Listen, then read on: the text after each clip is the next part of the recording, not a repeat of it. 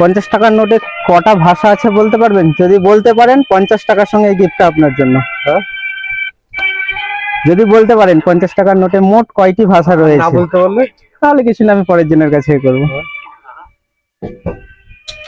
মোট কয়টি ভাষা আছে যদি বলতে পারেন 50 টাকার সঙ্গে এই গিফটটি আপনার জন্য। মোটামুটি 16 রকমের আছে।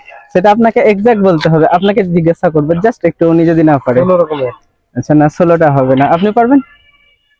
মোট কয়টি ভাষা আছে? নাই দেখে হ্যাঁ বলতে হবে আপনাকে। না 14টাই না, আপনি বলতে পারবেন মোট কয়টি ভাষা আছে?